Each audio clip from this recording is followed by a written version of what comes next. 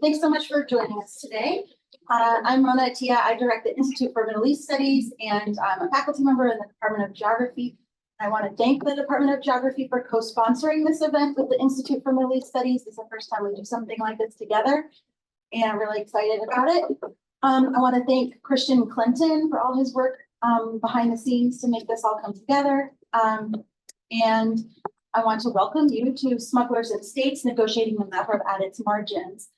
Today we are joined by Dr. Max Gallien, who's a political scientist specializing in the politics of informal and illegal economies, smuggling, and the relationship between taxation and informality, the political economy of development and North African politics. He's a research fellow at the Institute for Development Studies and at the International Center for Tax and Development, where he co-leads a research platform on tax and informality. He's also a senior fellow at the Global Initiative Against Transnational Organized Crime. And for those of you who haven't been at an IMIS event before, we do these events slightly differently, where we ask our guests to be in conversation with an interlocutor. So we're really delighted to be joined today by Diana Kim. Dr. Diana Kim is assistant professor in the Edmund Walsh School of Foreign Service and a core faculty member in Asian Studies at Georgetown University. Her research and teaching focuses on the transnational politics and history of markets and commodities across Southeast and East Asia, with a particular interest in the regulation of vice, illicit economies, and the legacies of empire and colonialism. Max will introduce his book, and then the two of them will engage in conversation, and then we'll have time for a question and answer session at the end, followed by a light reception. Without further ado, I'm going to pass the floor to Max, and thank you so much for joining us today.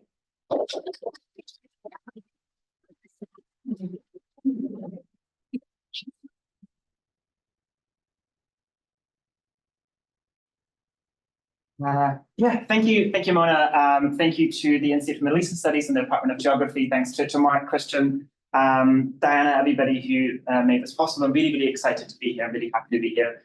Both because I'm excited to talk about the book, but also I really love the format that you have, and I'm really excited to talk to Diana. So you're coming away with this from this event with one book recommendation. It's Empire Advice by Diana. I'll try to talk about my book for about 10 minutes, and then we'll have kind of a bit more of a chat. So I'll tell you a little bit what the starting point is, what the finding is, and why you should still read it, even though I'm going to tell you what the main finding is. Cool. So the book is called Smugglers and States, and it makes sense to start with the cover. I didn't take this picture. It's taken by a Spanish journalist in the early 2000s, and it is in Melilla, which is one of the two kind of larger Spanish enclaves in northern Morocco. It's an EU external border. It's also has the unfortunate classification of being the border in the world with the largest wealth inequality on both sides of that border. Everybody in the front here is about to smuggle goods from Spain into Morocco in a couple of minutes once they pass through here to the other side. All these goods have been shipped into the free port of Melilla. They've been bundled up, and they're about to be pulled through kind of iron turnstiles, where people either pay a bribe to a customs official or show a ticket that highlights that the bribe that they should be paying has already been paid by the wholesaler that they work for. These goods then get bundled up on the other side of the border and get shipped across markets in Morocco. The most interesting part of this, perhaps, is the gentleman in front. This is a member of the Spanish police, and he is not there to stop the smuggling. He is there to structure it, to regulate it, because smuggling at this border, like smuggling in many borders in North Africa, is highly labor intensive. For the Spanish police, this has primarily been a crowd control issue. It's been about making sure that people pass through this in a way that is organized, and that people don't trample over each other, because there have been very serious injuries and deaths. Perhaps a better illustration of the structured way in which this happens is if we take a picture from the other side, so behind this policeman, and this is broadly what we see. Again, see Morocco in the background, and these are the iron turnstiles to which people are about to walk. And if you're on the front rows, you might see that there are kind of signs over those doors that have an image of kind of a man and woman carrying goods. And these signs are broadly there to indicate smugglers go here.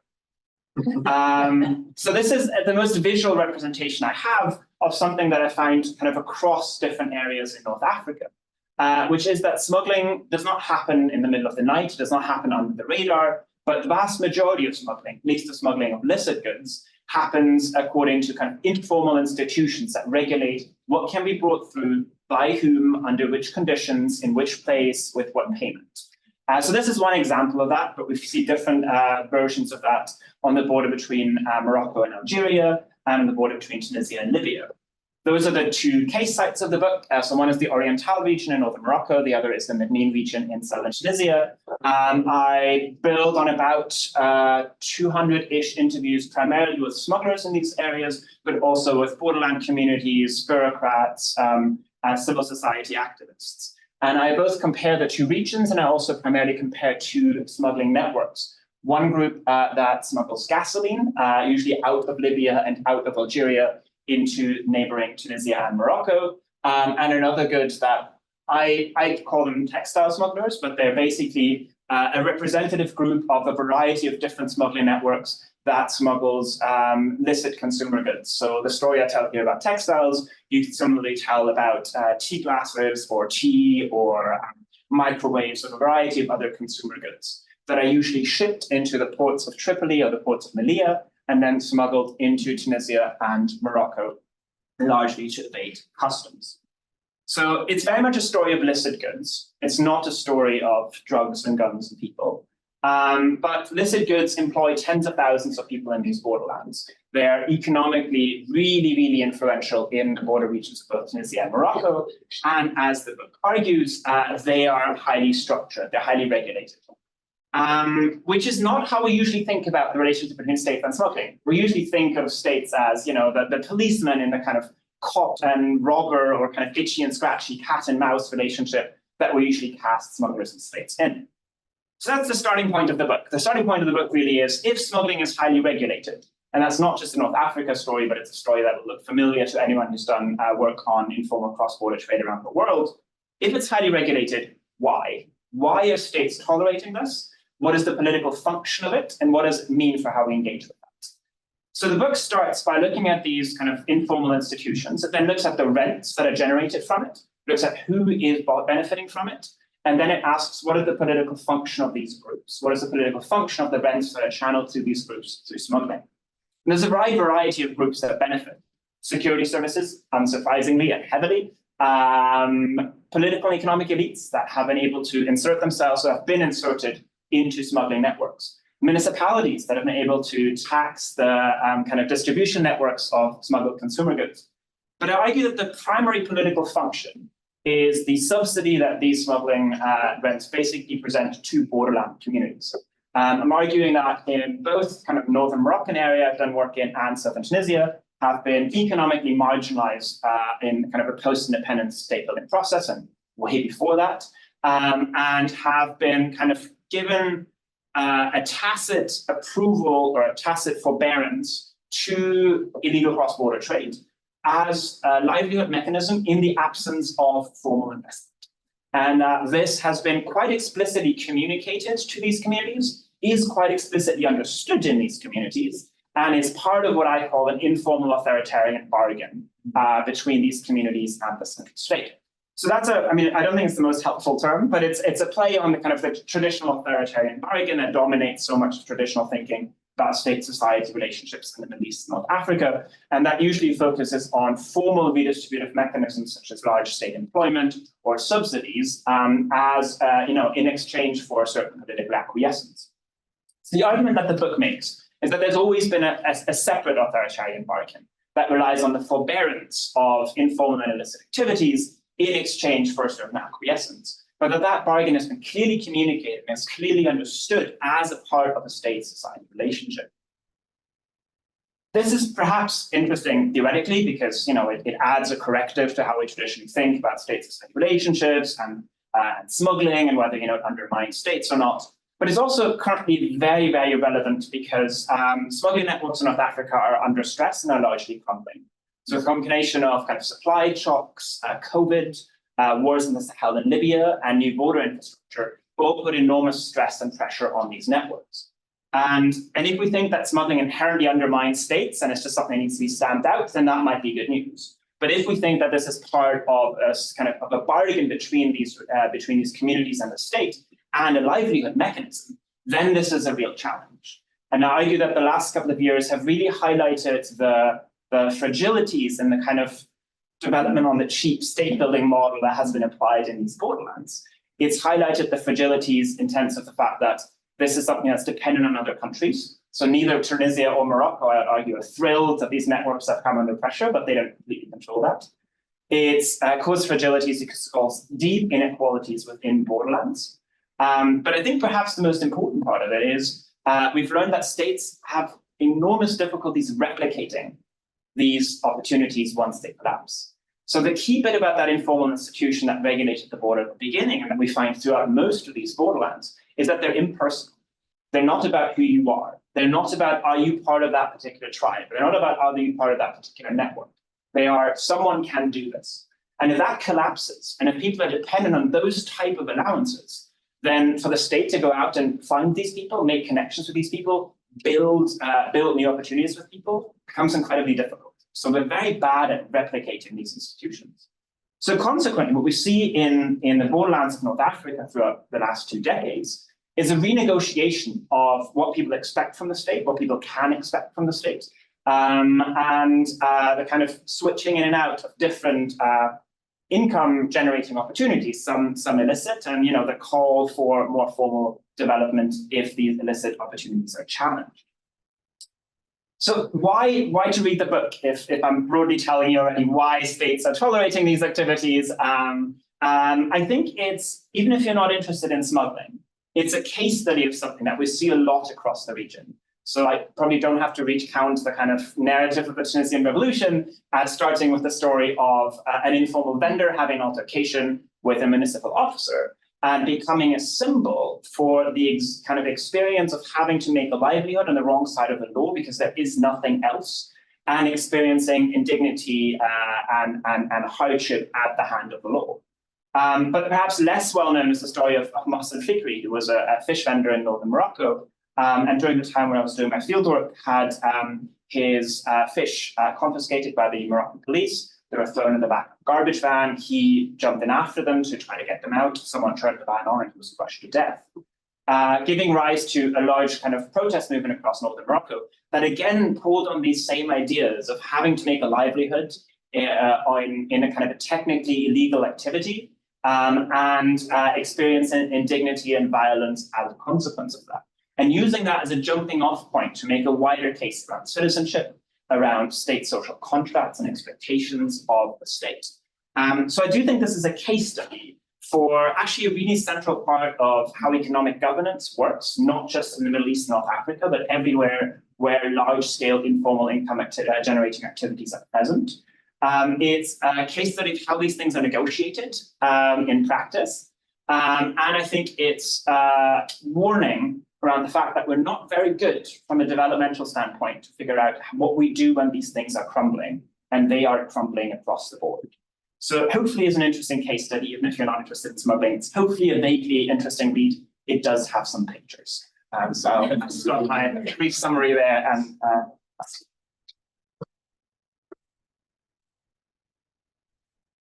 oh, really briefly, I worked with a Tunisian magazine called Nawat, and they had this wonderful cartoonist who did all these pictures, and I love them very much. Oh no, put that up just to make it visible for everybody. Doubly so. Let me just start by saying congratulations. It's really a tremendous book for those of you who I've seen already have copies. I'm sure you'll agree with me. It's both. I mean, it's been a much awaited book. Max has been working on this topic for a while. His writings have appeared in academic journals, kind of informing us of the ways in which to think about informality, kind of smuggling. And it's kind of a delight to see it brought together in this book. It's been awaited by scholars of illicit political economy, state formation, as well as borderland studies. And while it's also a book that is, of course, so deeply anchored in North Africa, for me, it tells a profoundly transnational and global story in terms of the insights it gives in between the relationship between a state and its kind of illicit trade and sales economies. And it's also just incredibly theoretically rich. I mean, part of the persuasiveness of the book to me comes from what an eminently reasonable story it helps us tell about the way that smuggling actually works and the political functions that it plays. I mean, in a way, once you read the book, it's kind of impossible to even think through the conventional stereotypes or the kind of simplistic understandings of weak states, thus more smuggling. That correlation just falls apart once you read the book. So I'm excited. And I thought a lot about what I could do to bring out something in the discussion that one might not be able to see just by reading the book as a way to give people, the kind of insider's story into it. So I kind of want to get the background story first about how you came to study these two locations. It's, of course, this comparison of Morocco and Tunisia. It's also of the borderlands, and it's, of course, different types of the land, kind of open land borders versus closed. So can you tell us a bit about how you came to develop the case? Sure. First of all, for at this point, relatively English man, it's extremely uncomfortable to hear such nice things. Thank you for saying that. So I think the starting point of the book was a comment by economist at Oxford, Adil Malik, who had pointed out that the Maghreb is the economically least integrated region in the world. And it is, for a variety of reasons, the Maghreb countries do not trade much with each other. So the starting point was kind of, all right, let's go look at the borders and look at how that plays out in practice. And the kind of paired comparison that then came out of that happened relatively early on as a kind of as a way of looking at two very different political histories in Tunisia and Morocco over the last 2 decades from the ground up. So that part of the comparison was kind of the idea from the beginning. What felt very uncertain throughout the entire time was whether that would work in practice, largely because my entire fieldwork happened under constant concern that I would get kicked out of one or both of my case studies. So at least in my head, there were constantly 4 versions of this book, depending on how much time I'd actually be able to run around in the Tunisian and Moroccan borderlands, which fortunately I never got conclusively kicked out of either, but it was an in and out at times. So that was there from the beginning. The second level of the comparison, the gasoline and kind of the textile traders, that really primarily comes in the second half of the book. That emerged kind of somewhat inductively while I was there, and while I was noticing both that kind of different socioeconomic groups were in different networks that I was talking to. One of the difficulties of doing anything more deductively in the context of interviewing smugglers is you usually don't know what they smuggle until halfway through the interview. So selecting case studies in the beginning would have been very difficult. So that was a bit more inductive.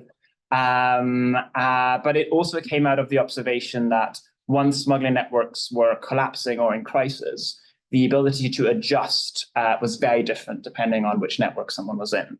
But yeah, a lot of that came out while in the field, also because the collapse of some of these networks and the challenges that happened while I was in the field. So that's, I think it's a story also on I'm really excited that I got to do something comparative on smuggling because it's incredibly rare. But it was also a very powerful reminder of why it is so rare, because it's extremely time consuming and it is somewhat difficult to draw neat comparisons. And I think that's probably also, one of the things you can get away with in a book, and it's a harder time getting away with in a political science journal article, is that I think also the comparison is not airtight.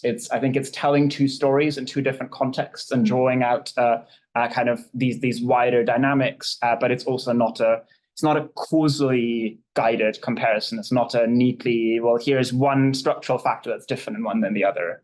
Someone else is going to have to write that book. I mean, this kind of notion that it's 2 different stories and 2 different contexts, I think quite captures very well what is also really kind of creative about it too. I think as a typical Englishman, you're also being overly modest in presenting it. I mean, the way in which these kind of cases work is also to show the tension and changes over time for both cases, right? Tunisia, you have a context where there's a great deal of political instability, yet the smuggling networks are relatively stable, which is the opposite of Morocco, where there's more political stability, but the smuggling networks go through this rupture.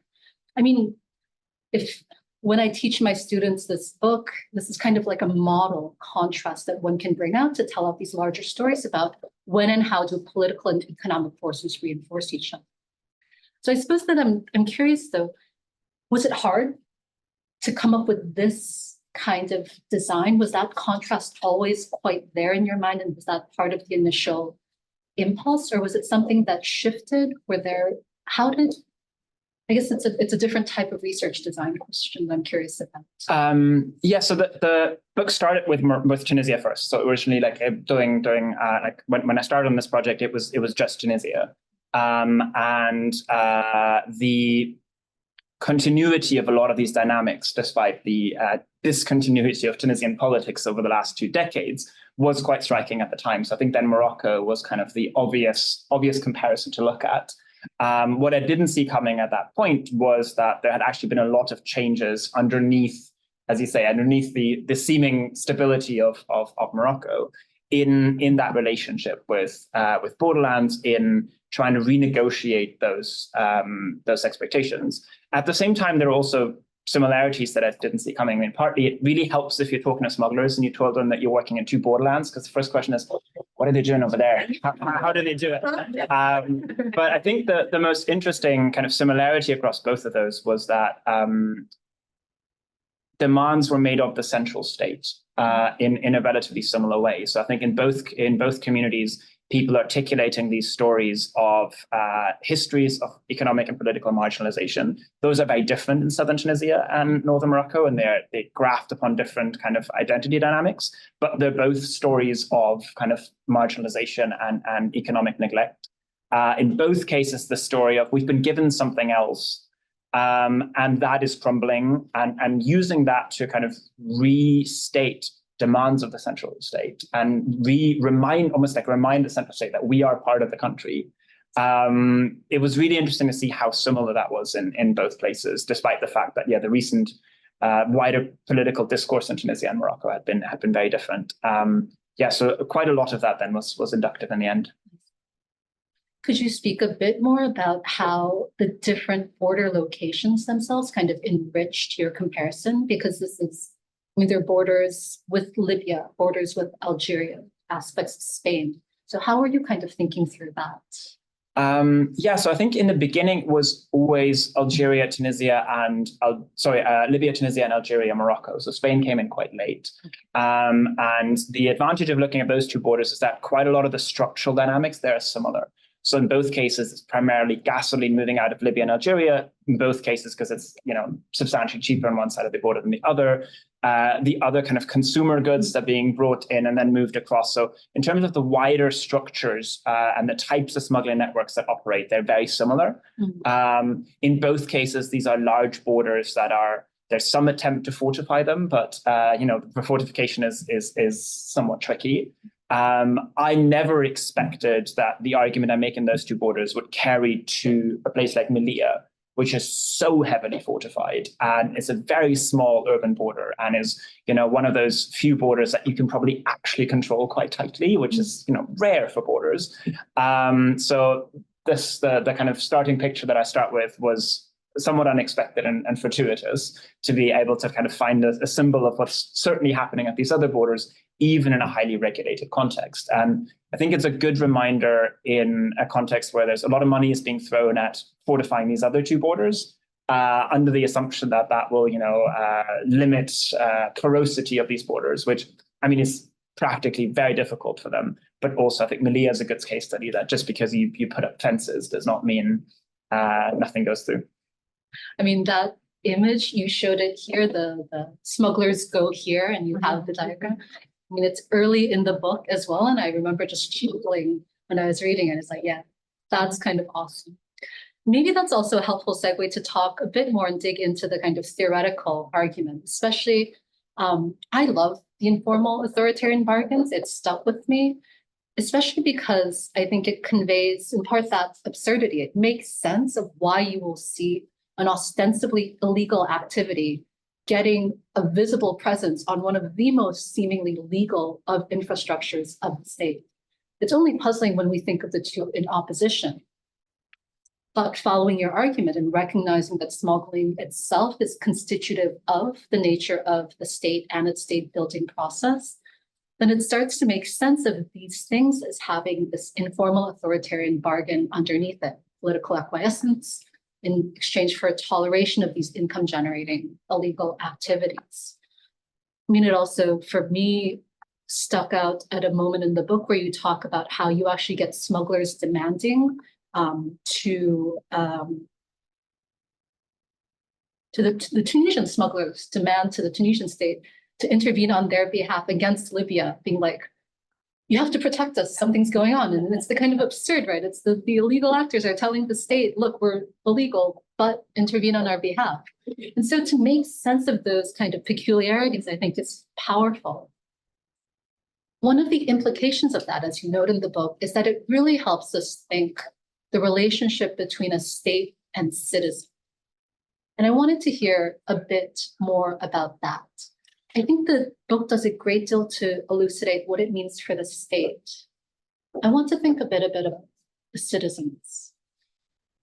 If you have a state like that, if the economic livelihood is so tied to these shifting legal and illegal networks, what does that mean for citizenship? Does it change perhaps the way we think about rights, obligations to a state? I wondered if you could dwell a little bit more about what does this mean for citizenship? Yeah, I mean, it's an excellent question and a better theoretical summary than I could do. I think there's two ways to think about that, perhaps. I think the first that was really striking to me is that claims based on citizenship are really prevalent in borderlands. And I think we have a tendency, and I certainly used to think like that, to think of borderlands primarily as these spaces of melting of identities, and think of borderland communities as kind of transnational communities. And in some ways they are, and in some ways they will utilize those identities and those claims. But what was really striking in certainly the places I've done work here, and I've seen this in the work of colleagues as well, is people at the border still very much and very strongly making claims that being Tunisian and being Moroccan. These claims are sometimes challenged or undermined or doubted by central authorities that will occasionally cast borderland communities as, potentially illoyal or, somewhat shady. And it's been really interesting to see that borderland communities react to that quite aggressively and are very clear on like, no, we are citizens of this country, and consequently you have certain obligations for us. To see these claims made in the language of citizenship, I thought was really, really striking. I think the second point perhaps is I'm not strong enough on the theory and language around rights, so I find it easier to talk about in the context of obligations. But I think citizens in borderlands who understand their relationship to the state and their ability to make a living as being tied to the toleration of certain activities, the same way cannabis farmers in Morocco would, find their livelihood dependent on the toleration of certain activities. The same way street vendors will find their livelihoods being dependent on the toleration of certain activities. I think with that come expectations of the state as either continuing to tolerate these things or providing alternatives. And it's been really interesting to see that a lot of smugglers are very open to the possibility of alternatives. So the argument isn't usually we want to continue to be a smuggling area. It usually is we would like to be integrated in more formal economic activities, and we're very open to that. But it's that sense of if one thing crumbles, then something needs to be replaced with it. And I think that's a useful way of thinking about citizenship obligations beyond formal institutions. I think we have a tendency to think of the state's obligations to the citizens to be only embedded in formal institutions. I think recognizing the informal institutions is really important, because there's a tendency otherwise to forget the distributional dynamics of these. I think if we think about formalization more broadly, and we think of kind of various economic reforms that are proposed in these contexts, they're often focused around structuring things within legal barriers and boundaries, which in many ways is an important project. But I think forgetting the distributional dynamics that sit underneath that then means the state falls short of expectations that people have of it. I mean, another very non-smuggling related context is hiring in the public sector in Tunisia. So, I mean, one of the big pushes by kind of international economic actors for, again, in many ways, sensible reasons, is to push back against hiring in the public sector for things like there was an accident and or an armed group attack, and someone in a family got killed, so someone else in that family is getting a job in the municipality. So we could fully understand that that might not be a good way to assign jobs in the public sector, but we have to recognize that there's a distributional dimension to that. And if we stop that practice, something else needs to pick up the distributional dimension. So I think this kind of relationship with the obligations that are not obvious and that don't necessarily fit how we think states should act, I think is quite relevant. I mean, it's so interesting, right? Almost to think that if we're used to thinking about state-citizen in terms of a dyadic kind of relationship and this kind of basic social contract, in a way, it almost seems to suggest that there are multiple linked ecologies, could be one word, but there's the borderlands milieu and the kind of sets of citizenship claims, obligations there. There's the formal, of course, there's the overlapping, and these interact in terms. So in a way, for me, it sounds like there's a much more dynamic way of understanding state-citizenship relations at stake here. I mean, it also kind of links to the kind of last dimension, going back to your comparative case. A lot of the smuggling, it seems, especially for the fuel, one of the reasons why it's so interesting is that it impacts so many people. I'm someone who comes from thinking a bit more about the drug economies in Southeast Asia, where it is prevalent, but not on the scale that one would see through your work. So I think that for me was also quite striking. I'm going to be mindful that the audience will also have questions. I'm just going to dive into a few last ones. Because one of the other wonderful things about the book is the richness of the ethnographic evidence that you're able to bring through. For anyone who is also going to use this to teach, may I point you towards the Appendix 1, which gives an incredible model detail about how do you actually study smuggling and what does it mean to do so. What I wanted to hear about was whether or not there are any unexpected discoveries that you encountered while doing your ethnographies. There are things that just totally flummoxed you. Cool. I mean, first of all, I feel like I need to give a shout out to Mark Lynch and Columbia more broadly for allowing me to keep the appendix. Okay. Because one of my frustrations is always like people write PhDs and then they turn them into books. And the two things you do is you kick out your literature review and you kick out your method section, which means the two things through which people can figure out how you did it and how they could do it is the bit that you kick out. And that's always been frustrating to me. So I'm really glad that they allowed me to put the methods chapter into an appendix. So nobody who doesn't want to be subjected to it has to read it, but it is there. Unexpected things. So I think I've got one big thing and a small thing. So I think the big thing that really struck me was how open people were to talking. There was a real desire to tell the story, to tell those perspectives. Not always immediately. People, especially in southern Tunisia, have very bad experience with journalists, and it takes a lot of time to convince people you're not that or the obvious other thing, which would be a spy. But I think once you get through that, people were really keen to talk. And also that people were very keen to talk about how things are done.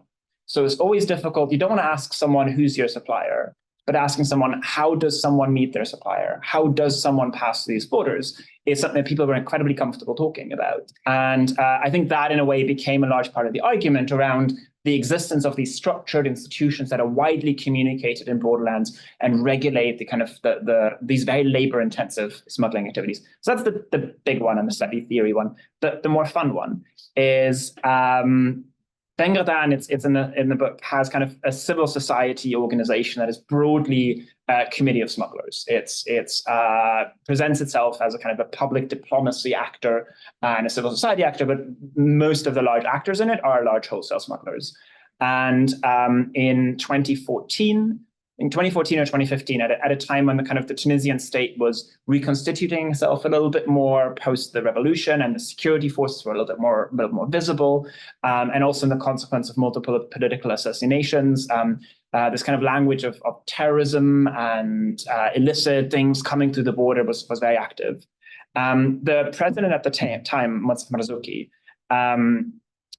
took a meeting with that committee, which in many ways just he's fascinating and I think really impressive political actor who has a kind of a human rights background. And I think it showed in taking that meeting and talking to them. And their number one agenda item, first thing on the agenda for the smugglers, was you have to make a TV program that tells people that we're not terrorists and we're not in league with the terrorists. Which I thought was such an interesting illustration of the fact that this discourse around the illoyal borderland, around all that, was really, really frustrating to a community that in many ways had been exposed to violence from terrorist groups, but also very strongly felt as like we're the protection of the nation, we're the borderlands. So the fact that this informational thing, rather than what's happening at the border or the taxes or anything else, was the first agenda item, I found really striking. I find that fascinating. It's like, it's kind of PR, but it's also not just PR. It's wanting an expression of fighting against a stereotype, I suppose. I mean, clearly I can talk Max's ear off for hours and will continue to drill him so, but I'm also going to be fair to the audience and invite questions. And if I might ask you to briefly introduce yourself and your name, that would also be wonderful. Please. My name is Mike Alvin. I'm an independent scholar. Thank you very much. Delightful book, important book. I've enjoyed it a lot. Profited. But I have questions that are maybe a little tangential to smuggling. The cartoons that you've shown from Nawat, is that kind of frank portrayal of legal or quasi-legal or illegal activity also found in the Moroccan press, allowed in the Moroccan press? I've always been struck by Nawat's what he can get away with, as it were, and so the other question is, very recently, maybe as recently as this week, a French scholar was arrested in Tunisia and is still in jail apparently, and a couple of his associates. He was a PhD candidate or something like that. Has that put? Well, you mentioned a little bit about the research atmosphere. What in both countries, both have a reputation for being hard-nosed about this. What are the impediments that you found, and what do you think happens today?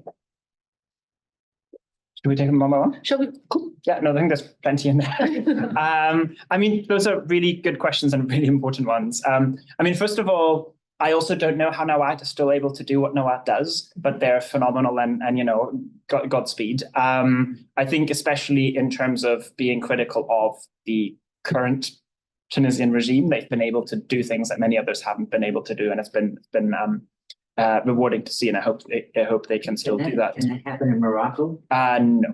I see. Not exactly. So I think some of the ways in which Nawat addresses Kais Saied in particular, I would not see a Moroccan outlet address the king.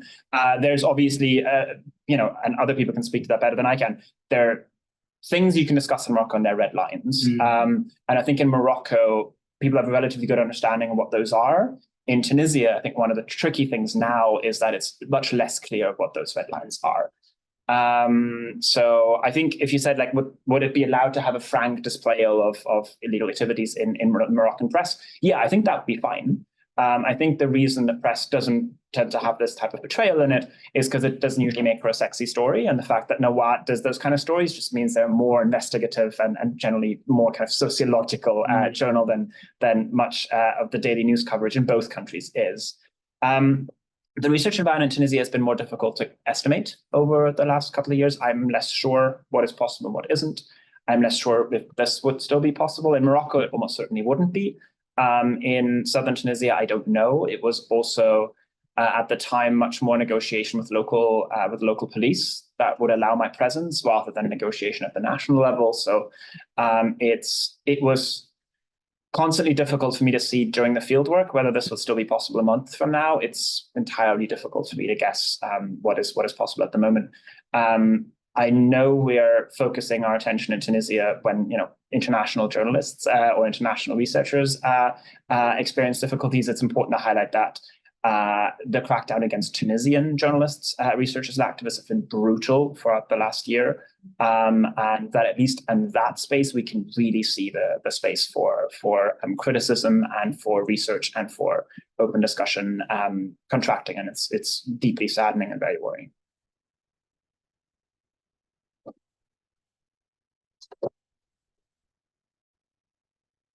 Congratulations, and thanks for the talk and for the very interesting discussion. I'm Stephen Hyden, and I teach Middle East politics at Smith College and the Wilson Center this year.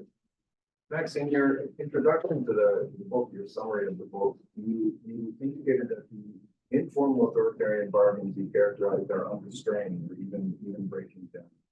What is under strain? Why do you think those arrangements are under pressure now? What do you think the implications are if those pressures continue or escalate?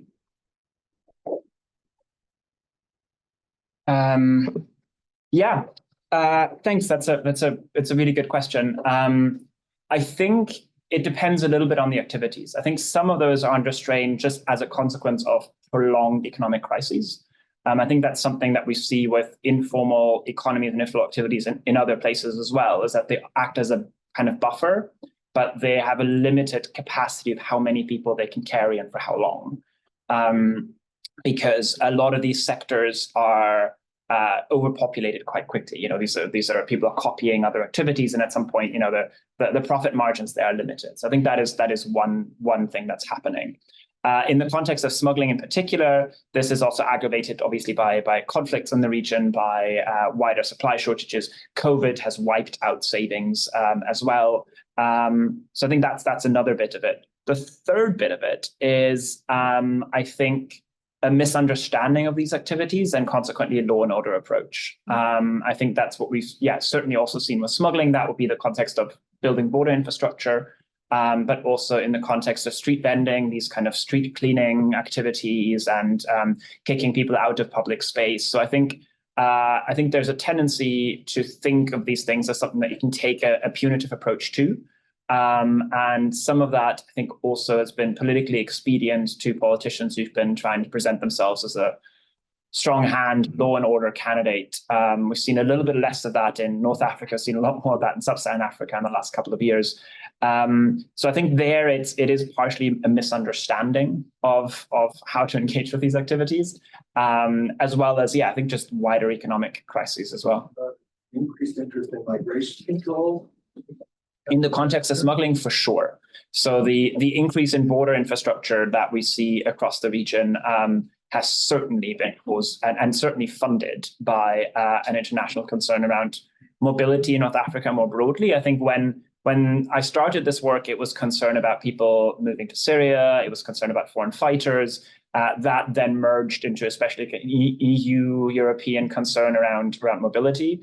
There's often an underlying concern around the movement of arms and drugs.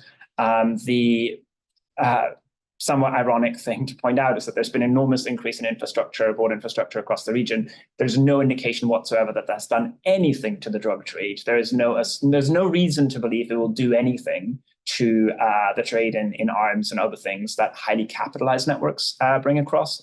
It has been devastating to people bringing gasoline across on the back of a donkey. So it's the targeting of border infrastructure effects is, I also think, something that's really obvious and really well understood by everybody who works in this context, but really not understood in a policy conversation, or an uncomfortable thing to talk about in a policy conversation.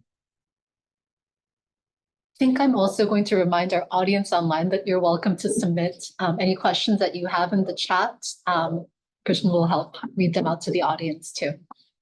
Thank you. Rob Molinicki, Senior Resident Scholar at the Arab World Studies Institute, adjunct at Georgetown Center for Contemporary Arab Studies. Maybe most relevant for this conversation, Max and I were eager MPhil students in England not too long ago, I hope. So I maybe go back to where you began, Max, talking about that the North Africa is they're the least or among the least economically integrated regions of the world. It's a great starting point to look at how the smuggling dynamics, reflect and also shape citizens, dynamics around citizens and also around states. But what about international actors too? And these countries are trading with other countries that are receiving investment from other countries. China, Chinese interests, European interests, definitely Gulf interests. I mean, just to name a few. So, might you be able to comment on how the smuggling activities that you look at in your research and continue to look at may interact with or shape some of the foreign commercial interests that are also playing out in these countries, many of which I would imagine are happening in a much more formal manner out in the open, investments in ports, investments in infrastructure. I'm just curious on how those dynamics are playing out too. Really good question.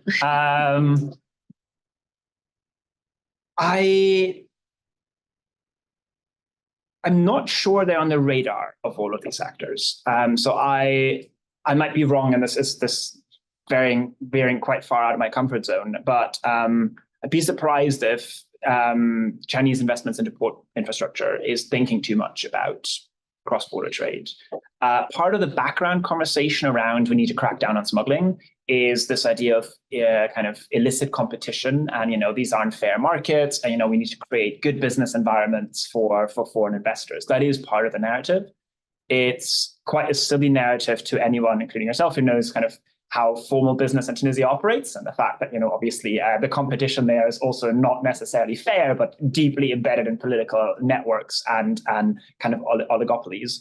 The China connection so far has been interesting, that the vast majority of the goods that are not gasoline in their stories will have been produced in China or Turkey or East Asia, and essentially means that they get their goods into the market tax-free. So in that context, I think that the formal business networks in China and other kind of exporting countries have benefited from that. I think largely not strategically, but just coincidentally, but that's certainly beneficial. Also meant that some of these goods have been more affordable to Tunisian consumers. I think from the EU perspective, that's certainly been more on the radar, and obviously that is much more connected to concerns about mobility of people than about mobility of goods. But a lot of the investment in border infrastructure in southern Tunisia has been EU funded. Border infrastructure and border security shows up in these agreements between the European Union and Tunisia. But I think less from a trade perspective than from a security and migration and internal populist perspective. To come back onto the regional integration, one of the things I found most fascinating was the prior assumption when we were doing our masters was these are communities that benefit from the fact that the region is not economically integrated. So consequently, they're likely spoilers to economic integration. And that is not what I found at all. It's been really fascinating to see people in borderlands who are economically benefiting from the existence of tariffs at these borders being strong advocates for regional integration, even though it might be against their kind of short-term economic interest, usually driven by a sense that in the long run, if these countries are more integrated, borderlands are going to be key places of interaction and trade, and kind of the Strasbourg of North Africa comes up a lot. And I mean, especially in Oujda in northern Morocco, people do have a memory of being a little bit like that. And, when the border was still open, people do still coming across. So they are, I think, interestingly enough, potentially a group that advocates for more economic integration. But I think they're not the barriers. The barriers sit somewhere else. I think we're starting to get a collection of questions. I'm going to get 2 from the audience and then go online. Thank you, Max. My name is Richard, and I'm a graduate student in the Department of Geography and Environment here in GOV. So I think you mentioned that these activities support like local livelihood, some of these borderlands. So I'm curious to know how states might develop formal economic policies that provide this similar support without necessarily encouraging illegal trade. And are there sort of like successful programs that transition from informal activities to a formal activity without disrupting local stability and economic stability? I'm Marie Price. professor of geography, and I have two questions. Most of my work has been in the Americas, and I'm doing a lot of research right now in the Rio Grande Valley on a lot of different kinds of smuggling. And I would say one question is, could you talk about your positionality as someone who's obviously an outsider and how that probably influenced access both positively and negatively in this kind of work? So that's the methods question. And theoretically, it seems to me the story you're telling is also the criminalization of smuggling, which was often seen more as sort of petty trade, informality, something that is just embedded in the human experience everywhere, right? So this criminalization process, I think, is not just happening in authoritarian regimes, but in democratic ones. So why, and again, you're not talking about guns, drugs, moving people, you're talking about gasoline. Why do you think this rise in criminalization of this activity? What purpose is it serve?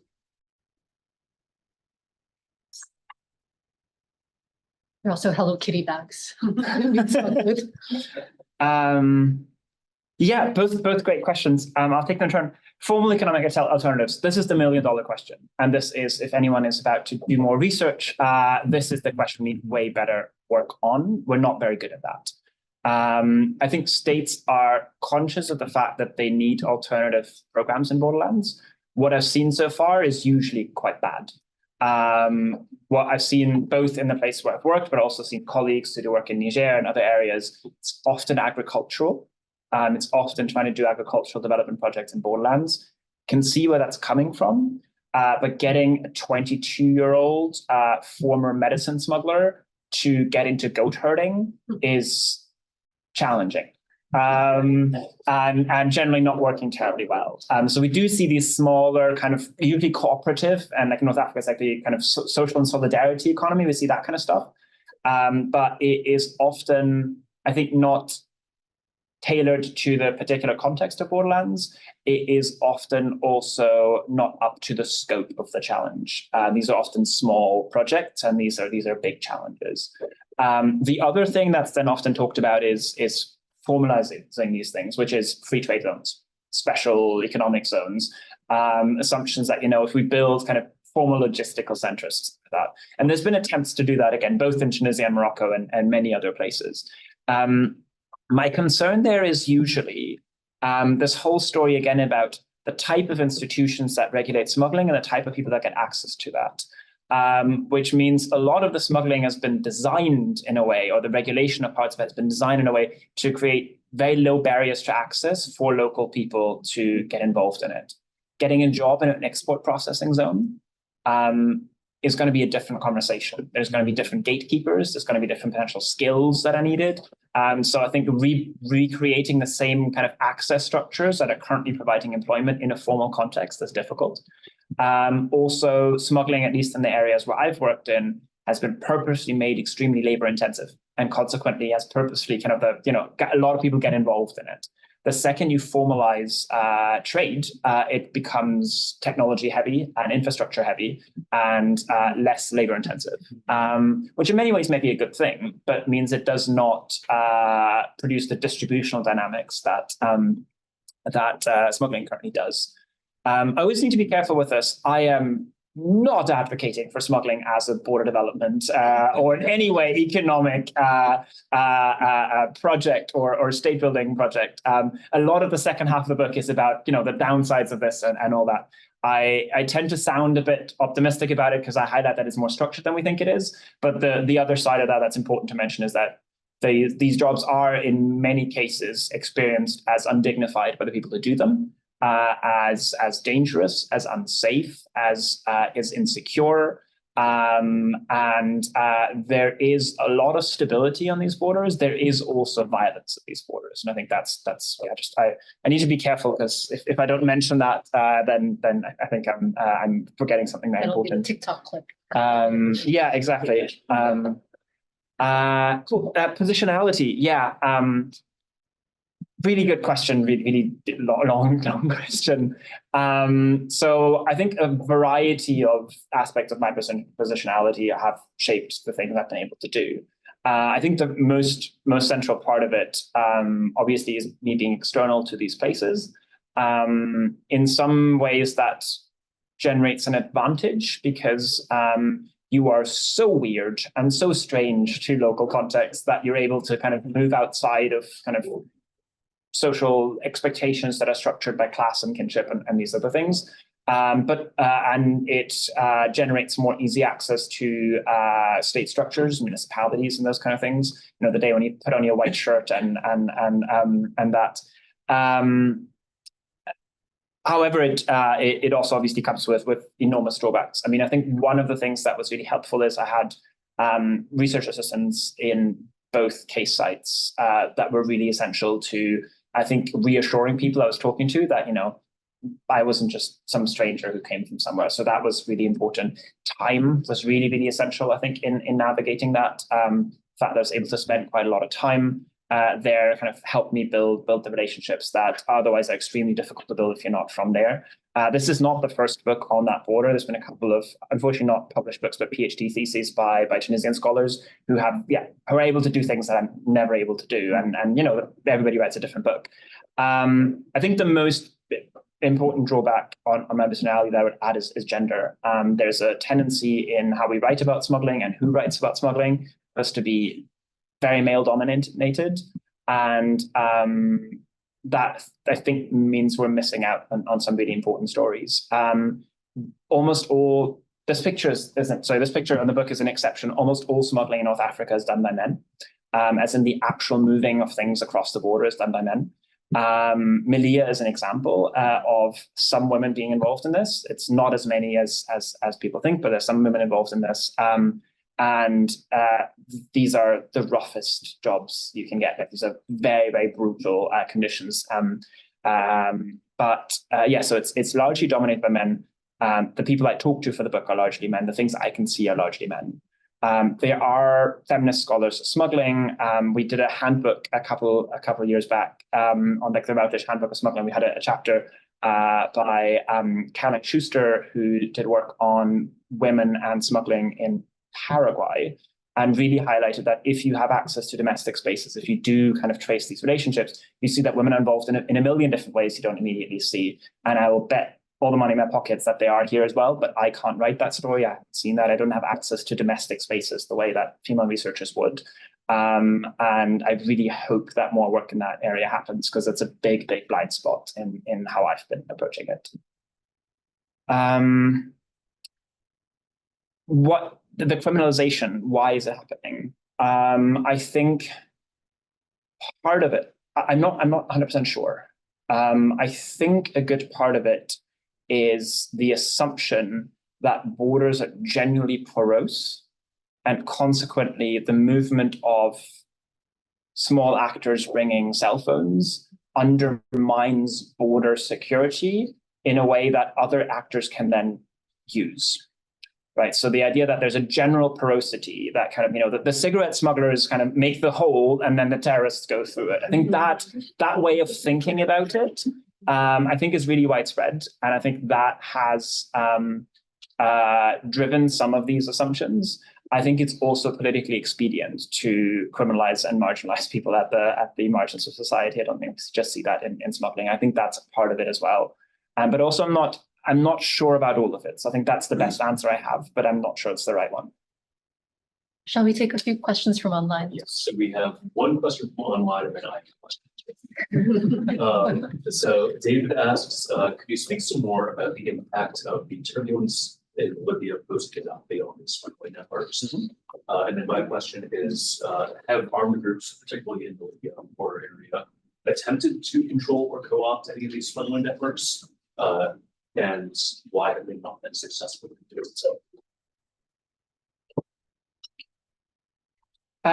Cool. Can I take this as one? Actually, they're both a similar question. So my big caveat on Libya is I study the Tunisian borderlands with Libya. I have not been to Libya, and I'd be insane to claim that I've been fully on top of everything that's happened in Western Libya over the last 20 years.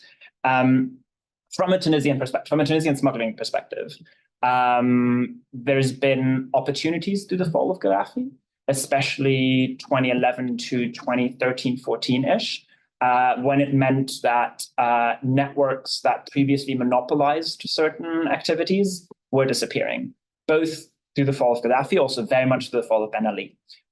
Because networks connected to Ben Ali also had to kind of control certain parts of the smuggling economy. So those were boom years, kind of 2011 to 2014.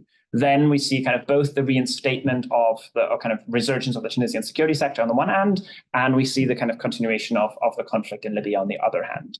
That created enormous challenges for smugglers, partly because they got to deal again with the Tunisian security forces, but also because the people they're dealing with on the other side of the border keep changing. And that kind of instability was a real challenge.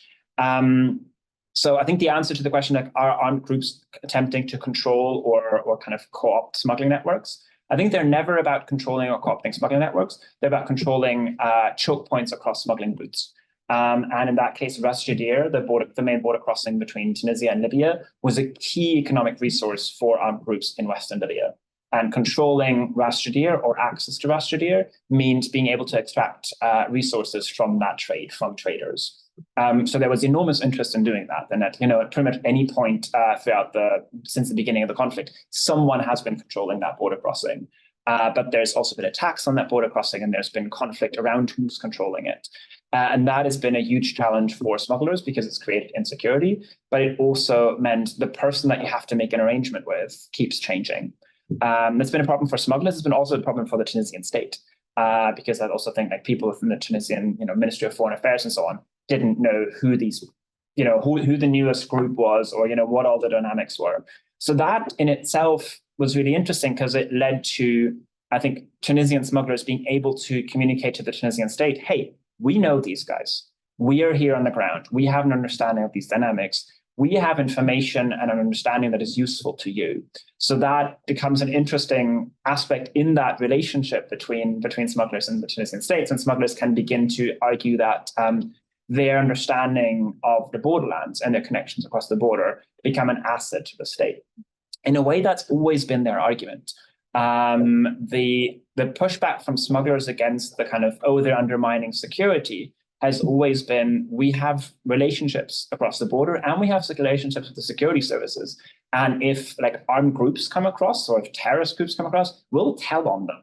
So like the argument that kind of they have always been a part of security on that border, I think has always been there. And I think it's been easier for them to make that argument with the continuation of the conflict in Libya. I'm not fully endorsing that argument, but I do think it's a really important part of what has happened there.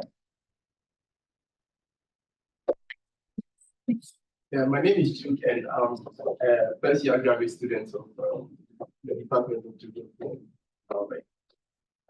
I think my first question has been answered partially, but I'm just curious to know how you were able to navigate around the challenges with language, especially with at the borders of Tunisia and Morocco. And secondly, I want to find out if you perceive or what you think about whether the smuggling across borders had any environmental implications. Yes, what were some of the environmental implications that?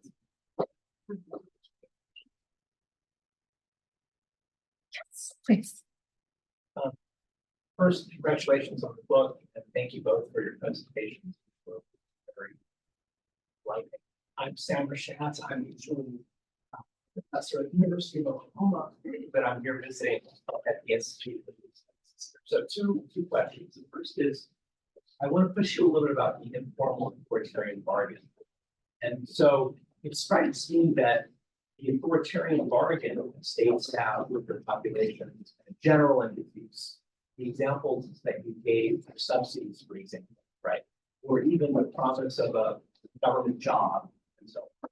Whereas it seems here that the benefits are specific and geographic and actually to the smugglers themselves, and not, say, for example, to the consumers of goods that are, getting them at prices lower than they would want. So I want to, think about that a little bit. And this might be a critique of the authoritarian bargain idea to begin with, as opposed to a critique of your use of the informal approach.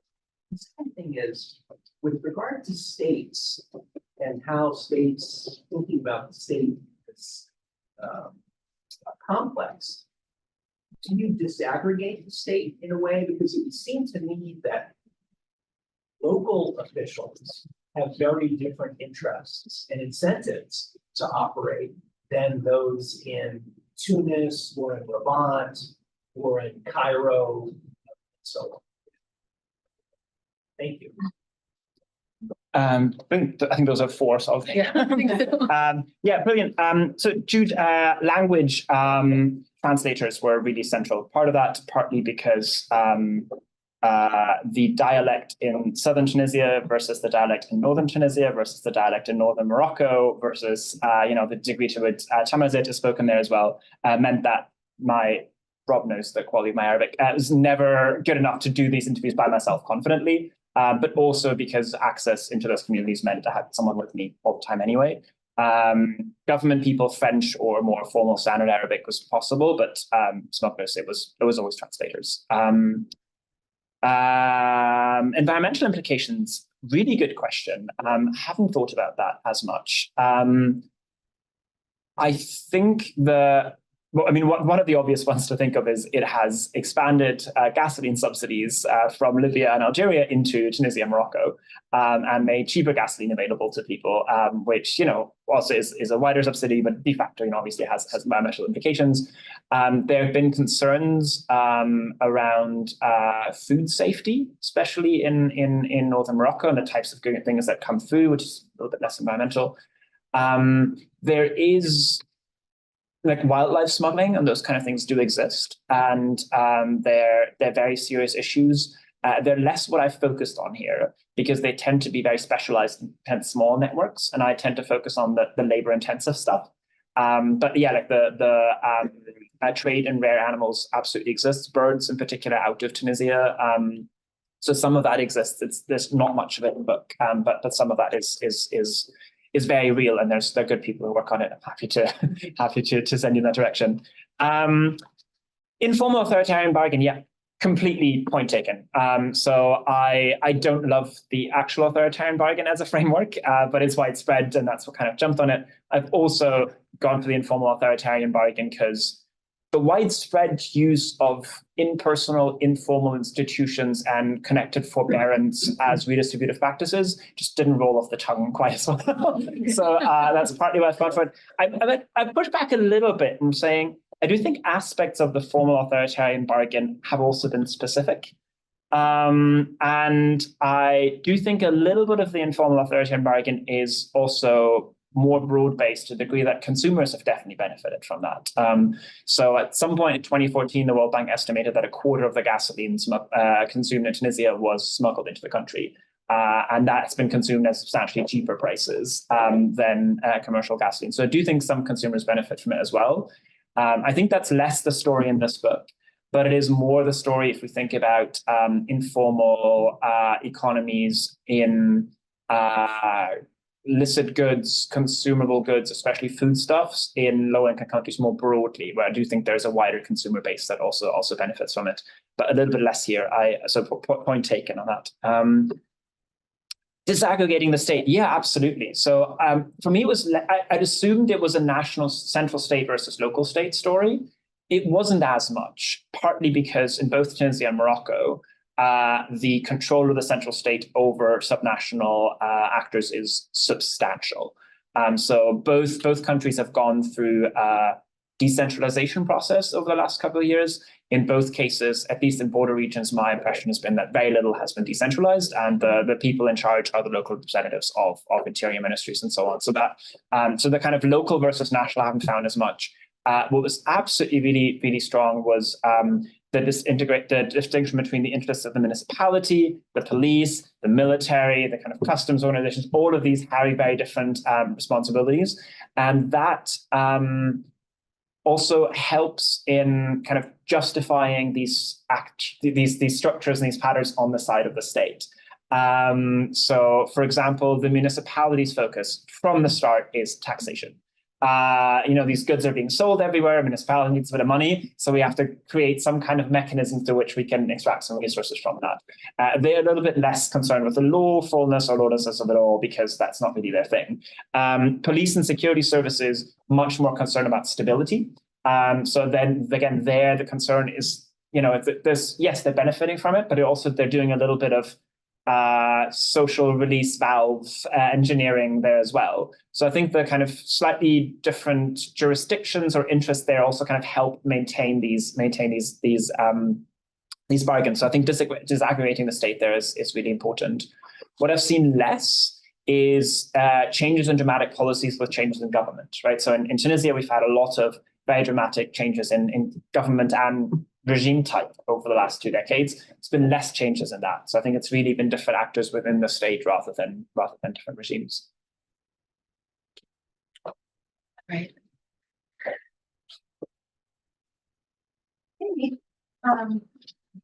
I want to thank both Diana and Max. Max, congratulations on writing a wonderful book.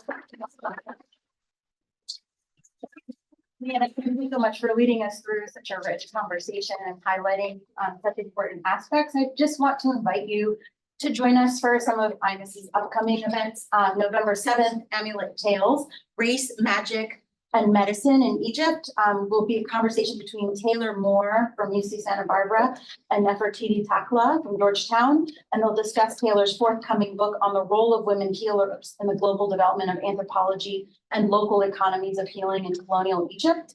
November 12th at 1:30, the Middle East Policy Forum will sponsor the next administration's Middle East policy, a discussion between Andrew Miller from the Center for American Progress and Farah Pandit from the Council on Foreign Relations to discuss the directions that U.S. foreign policy may go under the next administration.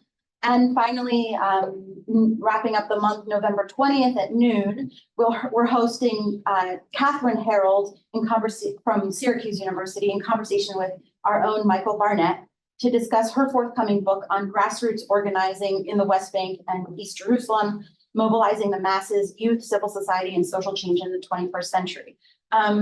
I also want to invite you to stay and chat and enjoy some light snacks, courtesy of the geography department. And I forgot to thank Tom and Luthra for making this connection possible between the departments. So thank you so much for joining us today, and thank you to both of our guests. I also want to share the next book. I don't know how to go to the next one. But Max has authored a discount code if you're interested in purchasing the book. 20% off. From the publisher, Columbia University Press. So yeah, use that code to get your own book. Thank you.